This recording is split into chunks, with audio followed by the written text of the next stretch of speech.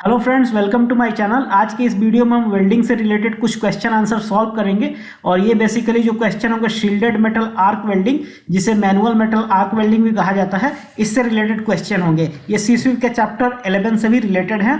तो फ्रेंड्स शुरू करते हैं। क्वेश्चन नंबर 1 है MMA welding of low alloy steel is more likely to be performed with. तो एमएमए वेल्डिंग क्या है? मैनुअल मेटल आर्क वेल्डिंग, इसे शील्डेड मेटल आर्क वेल्डिंग भी कहते हैं।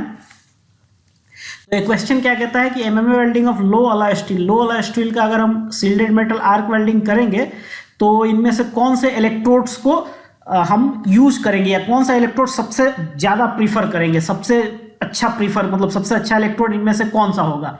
तो फ्रेंड्स, अगर लो अलॉय स्टील की बात करें तो लो अलॉय स्टील क्या होता है? लो अलॉय स्टील वो स्टील होते हैं जिनमें इनके जो अलॉइंग एलिमेंट होते हैं, जैसे कार्बन, मैग्नीशियम, वेरेडियम, उनका टोटल परसेंट 5% से लगभग ज़्यादा नहीं होता। ये एक रिलेटिव डेफिनेशन है, इसका एग्जैक्ट नहीं है। उन्हें लो अलॉय स्टील कहते हैं जिसमें अलॉइंग एलिमेंट कम होते हैं। तो जो लो अलॉय स्टील है, जैसे SF516 ग्रेड 60, ये एक बहुत ही कॉमन स्टील है जो कि प्रेशर वेसल बॉयलर में यूज होता है, तो वो भी एक लो अलॉय स्टील है।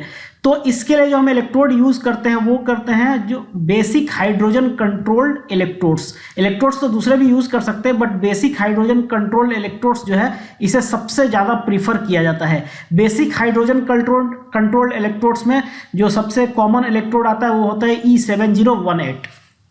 तो इसका आंसर हो गया हमारा बी। ये यहाँ मैंने एक्सप्लेनेशन भी लिखा है। देखिए, जो इन्हें हम प्रीफर करते हैं क्योंकि ये सबसे अच्छा मैकेनिकल प्रॉपर्टीज और एक और चीज़ होती है हाइड्रोजन इंड्यूस्ड क्रैकिंग। तो ये जो बेसिक हाइड्रोजन कंट्रोल्ड इलेक्ट्रोड्स होते हैं इसमें हाइड्रोजन का कंटेंट कम होता है, इन्हें लो हाइड्रोजन इलेक्ट्रोड्स भी कहते हैं। लो हाइड्रोजन होने के कारण जो हमारा वेल्डिंग है उसके अंदर हाइड्रोजन कम रहता है, इसके कारण कि हाइड्रोजन इंड्यूस्ड क्रैकिंग जो है उससे भी हम बच जाते हैं। हाइड्रोजन इंड्यूस्ड क्रैकिंग के बारे में मैंने सीसीयू के चैप्टर 17 में पूरा मैकेनिज्म पढ़ाया है। तो अगर आपको हाइड्रोजन इंड्यूस्ड क्रैकिंग का पूरा मैकेनिज्म समझना है तो आप वहां जाके उस वीडियो को देख सकते हैं। जो लो हाइड्रोजन इलेक्ट्रोड है या बेसिक हाइड्रोजन कंट्रोल्ड इलेक्ट्रोड है उनमें E7018 सबसे ज्यादा पॉपुलर है। जो दूसरे इलेक्ट्रोड है इनमें E7016, E7015, ये भी जो है लो हाइड्रोजन इलेक्ट्रोड है। यहाँ मैंने लो अलॉय स्टील का एक्सप्लेनेशन लिखा है, तो अगर आपको लो अलॉय स्टील का एक्सप्लेनेशन समझना है तो आप वीडियो को पॉज करके देख सकते हैं।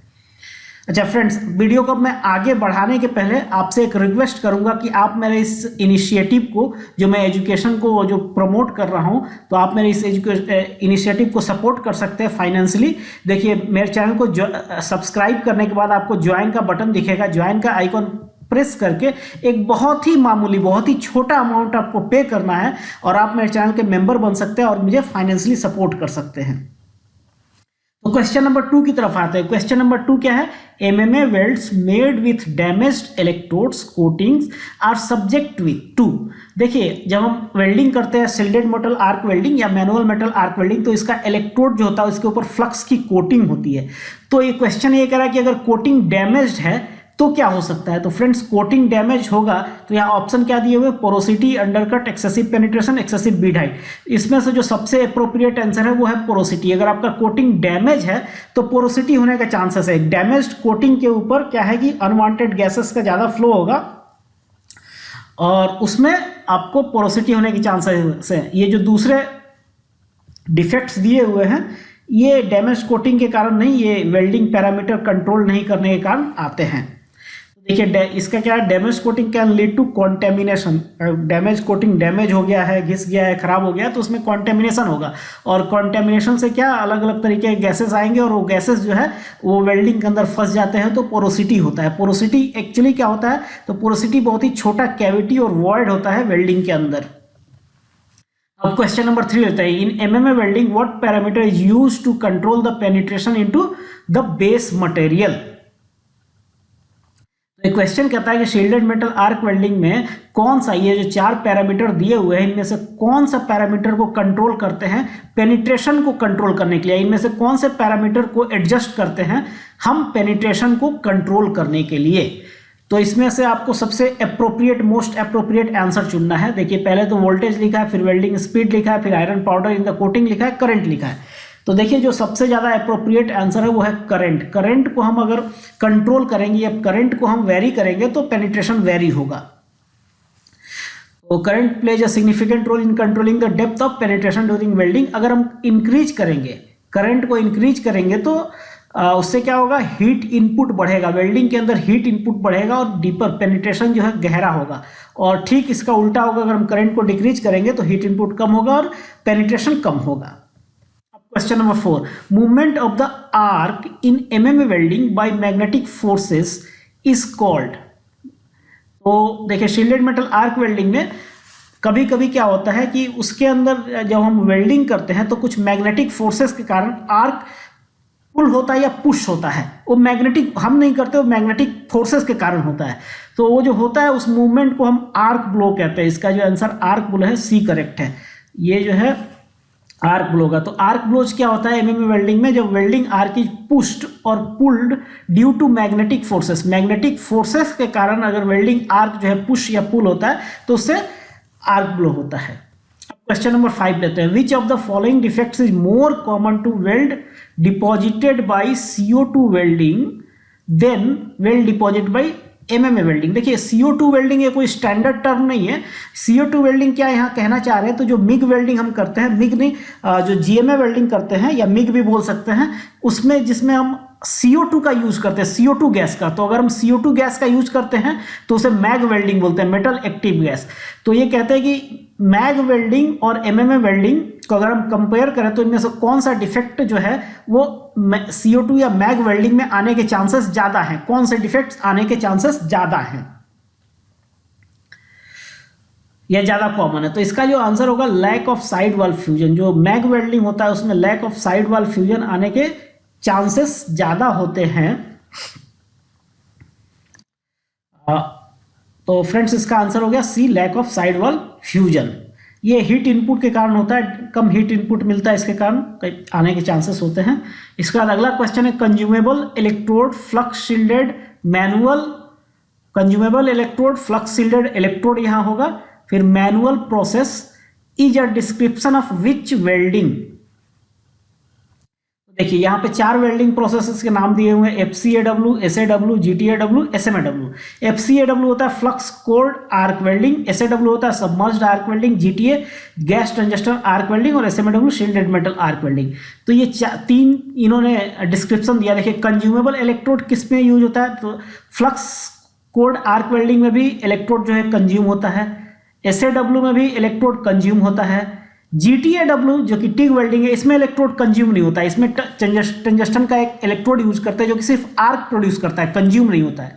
और SMAW में भी कंज्यूम होता है इलेक्ट्रोड। तो जो पहला जो डिस्क्रिप्शन दिया हुआ है कंज्यूमेबल इलेक्ट्रोड, ये तीनों में यूज होता है, A, B और D में। अब दूसरा देखते हैं फ्लक्स शील्डेड इलेक्ट्रोड। तो फ्रेंड्स फ्लक्स शील्डिंग किनके इलेक्ट्रोड में होता है, ये जो फ्लक्स कोल्ड आर्क वेल्डिंग है इसमें शील्डिंग नहीं होता है। इसमें इनका जो इलेक्ट्रोड या फिलर वायर उसके कोर के अंदर फ्लक्स होता है। शील्डिंग जो होता है, शील्डिंग होता है सिर्फ और सिर्फ SMAW में। सबमर्ज आर्क वेल्डिंग में फ्लक्स अलग से हम वेल्डिंग के ऊपर डालते हैं। फ्लक्स कोल्ड आर्क वेल्डिंग में फ्लक्स जो है कोर के अंदर होता है और SMAW में शील्डिंग होता है। उसका बाद मैनुअल प्रोसेस, तो जो SMAW है बिल्कुल मैनुअल प्रोसेस है।